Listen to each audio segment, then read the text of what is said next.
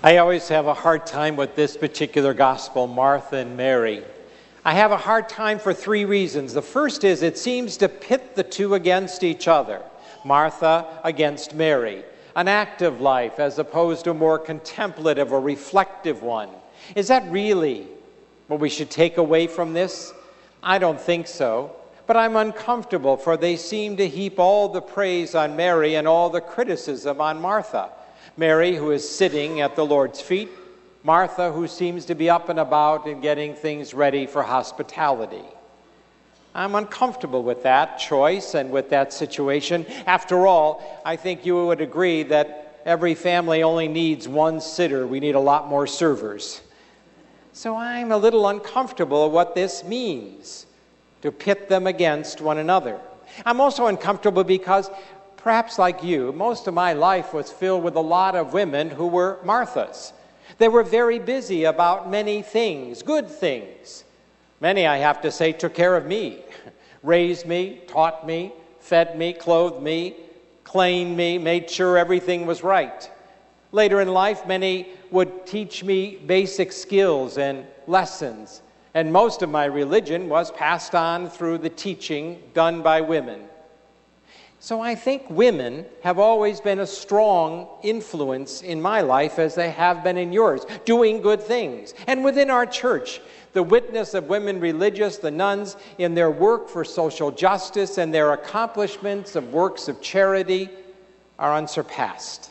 So we would be a poorer society, individuals and church, without those Marthas who were busy doing God's work. I'm uncomfortable, finally, because look at the first reading. It's a story of Abraham, Sarah.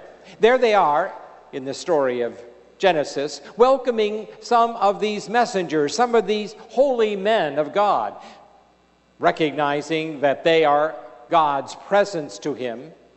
It is Abraham who is busy about hospitality. He ramps it up more than even Martha does. He runs around, gets things ready. He tells his wife, tells his servants he gets a poor little calf who loses its life for hospitality. And yet he is praised because he is doing the same thing Martha is doing. He is welcoming these in the name of the Lord. That's what Martha does, welcoming the Lord in her midst. So why? Why be so harsh with her? I think what the Lord is trying to say is in the phrase of the gospel. She was fretting and worried and anxious about all of these things. And so what the Lord is saying, she was distracted by all of these things and not attentive to what was going on in her life or what the Lord was offering her. Being distracted is an easy thing to be, isn't it? We get so caught up. So I think a couple of things are a caution for us. Be careful we aren't distracted by our perfectionism, our need to make it all perfect. And many of us fall into that. It just has to be so, when really the truth is it has to be my way. I want it this way, or it's not going to be any good. And so all the people around me who may be trying to help me or that, I can really make their lives difficult because I'm demanding a lot of them. I'm saying they must do it this way. They must do it my way. And I think maybe Martha was a little bit of that in the way she treats her sister, in the way she is going about this hospitality.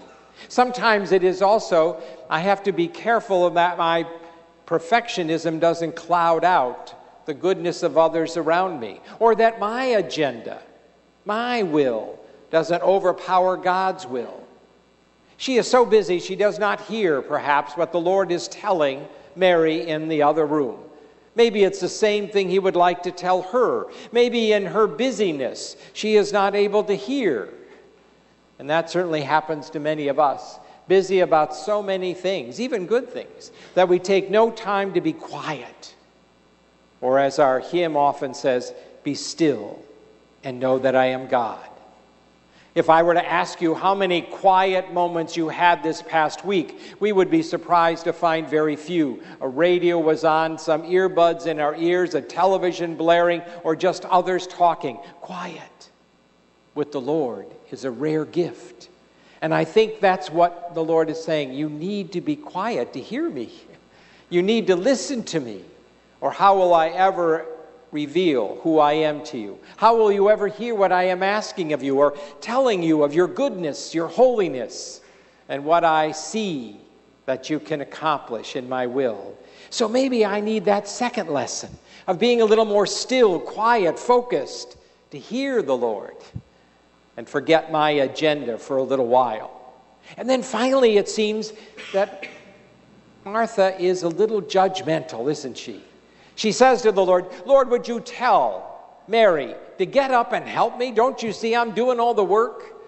The subtext of that, don't you see how inferior her idea is and how superior my work is? She's looking down at what Mary is doing, and we often do that, look down on other people for a lot of reasons. We think that their work isn't as important as mine, their life not as a good example as mine might be, or their struggles different than mine. I can begin to be very judgmental. And here the Lord, I think, is calling us to say, be careful who you're judging. When the Lord has singled this one out, when the Lord has called this one, be careful you're not demeaning them of their dignity or robbing them of their holiness or ignoring them by just looking over them. So you see, I think I'm uncomfortable, but maybe the uncomfortableness needs to be confronted with those three things too.